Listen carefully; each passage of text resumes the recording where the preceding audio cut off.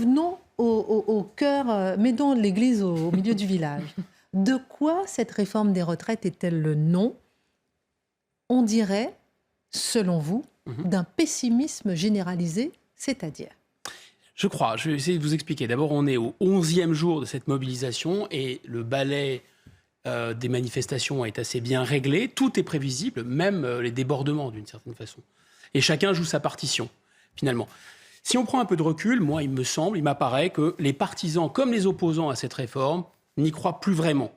Alors ça peut être un peu bizarre, mais le gouvernement ne cesse de dire « on va rien lâcher, on va rien lâcher ». Alors c'est possible, en effet, qu'il lâche rien. C'est possible que cette réforme passe.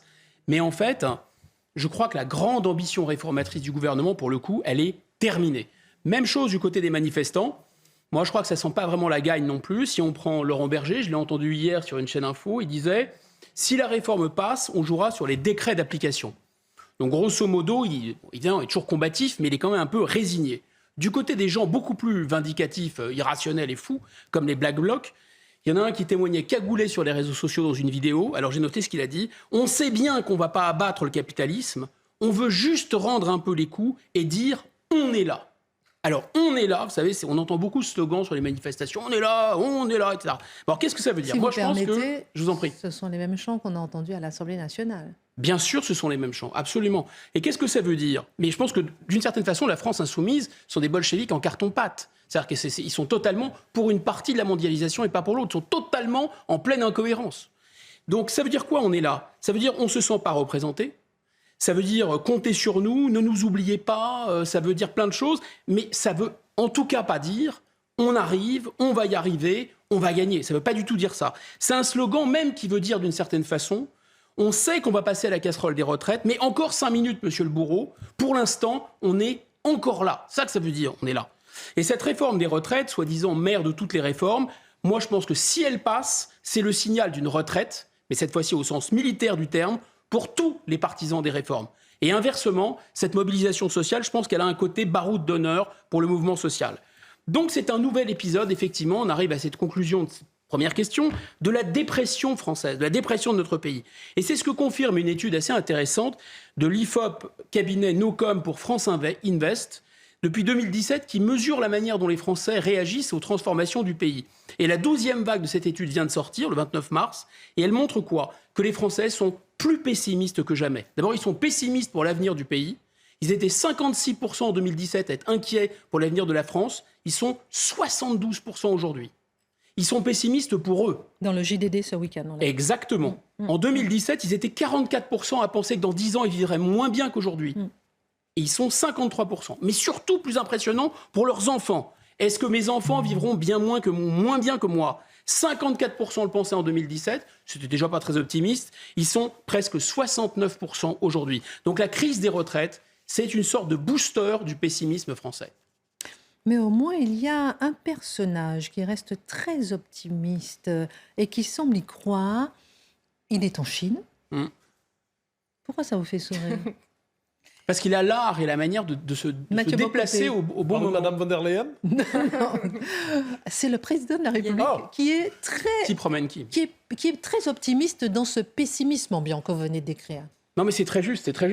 Lui au moins il a l'air d'y croire, ça c'est indiscutable. Il est presque d'un volontarisme, si vous voulez, absolument inoxydable. Mais il est dans son rôle. Il est tout à fait dans son rôle, mais enfin bon, il fait preuve quand même d'un caractère assez trempé. Moi ce qui me paraît vraiment étonnant là-dedans, c'est qu'il y a un paradoxe inouï. C'est que son volontarisme inoxydable, il est au service d'objectifs que j'appellerais crépusculaires. D'abord, effectivement, on avait rarement vu un président aussi volontariste, aussi jeune. Il avait 39 ans quand il est arrivé à l'Élysée, il reste très jeune. Aussi jupitérien, c'est moi le chef. Aussi dynamique, se souvient de son pas assuré au moment de son intronisation, là au pied de la pyramide du Louvre. Et effectivement, il reste comme ça, plein de volonté, plein d'énergie, plein d'ambition. Et c'est vrai qu'il faut quand même être à la hauteur de la France. La France, c'est par définition le pays de la grandeur. La France ne peut être la France sans la grandeur, dit De Gaulle. C'est le pays du rêve. Il faut mener les Français par les rêves, dit Chateaubriand. C'est le pays de l'optimisme. Heureux comme Dieu en France, dit un proverbe yiddish. C'est aussi le pays de la volonté. Impossible n'est pas français. C'est le pays de l'universalisme, le maître étalon. Et tout ça, je pense qu'Emmanuel Macron a cherché à être à la hauteur de tout ça, avec ce nom propulsif, là, En Marche, qui est devenu Renaissance, et pas moins optimiste et ambitieux. Et cet homme à qui vraiment tout semble réussir, qui incarne la gagne, il a effectivement conservé intact sa sincérité, sa fougue, son énergie. Il croit en un nouvel âge d'or français, il croit à sa réforme, il croit à toutes les réformes, il croit au plein emploi, il lutte contre les passions tristes matin, midi, soir, contre le nihilisme. Pourtant, il y a un problème. En tout cas, il y a un paradoxe. Parce que 2 de ces réformes phares, qui sont au cœur de sa politique ultra dynamique de redressement de la France, sont des réformes déprimantes et même lugubres. C'est-à-dire la réforme des retraites et la fin de vie. Les retraites, évidemment, c'est un sujet important, les retraites. Mais ça projette inévitablement les Français vers un horizon qui n'est pas très enthousiasmant. Le président de la République lui-même l'a dit. Au nom de quoi faire cette réforme des retraites ? Au nom du réalisme, de l'adaptation, du rééquilibrage. Il a dit « je préférais ne pas avoir à la faire », d'ailleurs. Préférait ne pas avoir à faire. Ça sent pas l'optimisme, ça sent pas le volontarisme. Il n'y a pas d'ambition collective là-dedans. C'est la calculette, c'est la comptabilité, c'est de la gestion. Ça relève d'ailleurs des moyens, ça relève pas de la fin. On ne propose pas à la France qui a créé les Jeux Olympiques, qui a transformé le monde, qui a créé les États-Unis, qui a fait la Déclaration universelle des droits de l'homme, on ne lui propose pas de faire la réforme des retraites. Enfin, c'est insensé. C'est comme si vous changiez le mobilier de la Galerie des Glaces par du mobilier Ikea. Enfin, c'est complètement absurde. Et cette relance de la natalité aurait pu être le pendant optimiste de cette réforme des retraites. Mais pas du tout, on est resté dans la pure comptabilité. Et comme si ça ne suffisait pas, le président a ajouté un deuxième objectif au cœur de son second quinquennat, sa grande réforme sociétale, et c'est un objectif crépusculaire. C'est la fin de vie, la promesse de légiférer sur l'euthanasie ou de favoriser l'accès aux soins palliatifs. Alors là encore, je ne dis pas que c'est un sujet pas important. C'est un sujet très important. C'est un sujet de société. Mais c'est quand même étrange, avouez-le, de le placer au centre d'une ambition présidentielle. Là, avec la réforme des retraites, avec l'euthanasie, on n'est plus dans la Start-up Nation. On est dans l'EHPAD Nation. Voilà. Et la projection collective, elle est inévitable. La fin de vie, la retraite, c'est pas seulement celle des individus, c'est aussi celle du pays. Et cette réforme des retraites, elle intervient en plus dans un climat extrêmement anxiogène, parce que la guerre en Ukraine, c'était anxiogène, c'était même morbide. La pandémie, c'était anxiogène, c'était morbide. Et là, avec la réforme des retraites, avec l'euthanasie, c'est métro, boulot, caveau. Métro, boulot, caveau. Vous dites que le rejet de la réforme des retraites, c'est le rejet de la réforme en général. Mais finalement, Guillaume Bigot, que veulent les Français ? Ils ne veulent aucun changement ? C'est ce qu'on pourrait se poser cette question, parce que finalement, ils refusent la réforme, ce qui est une sorte de mot de passe ou de code pour parler de toutes les réformes d'adaptation de la France à la mondialisation et à l'Europe. Et le sondage IFOP dont je vous parlais esquisse en fait une sortie de crise et presque une sortie de cette dépression collective. C'est assez intéressant. Les auteurs de l'étude appellent ça le scénario de la reprise de contrôle. Et ce scénario ne correspond pas du tout à l'adaptation du pays à la mondialisation ou à l'Europe, qui était pour le coup en 2017 assez attendu et assez crédible à hauteur de 45%, et c'est tombé cette attente de l'adaptation de la France à 27%. La réforme dans son ensemble était attendue à hauteur de 70% par nos compatriotes en juin 2017, c'est tombé à 35%.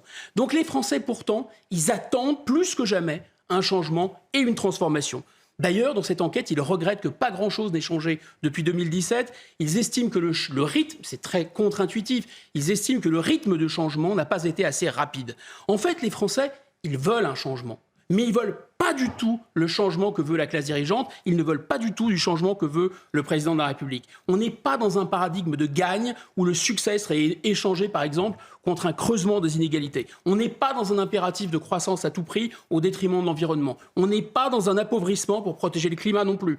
On n'est pas non plus dans une adaptation forcenée à la révolution numérique. Pour les Français, par exemple, dans cette enquête, il est clair que la condition de la transformation réussie de la France, c'est par exemple que le pays reste fidèle à son idéal de justice sociale. Et donc on voit de manière très intéressante se dessiner en creux une aspiration collective assez puissante du peuple français à reprendre en main son destin. Reprise de contrôle de l'école publique, reprise de contrôle des flux migratoires, reprise de contrôle de l'Europe, reprise de contrôle de la dette et des dépenses sociales.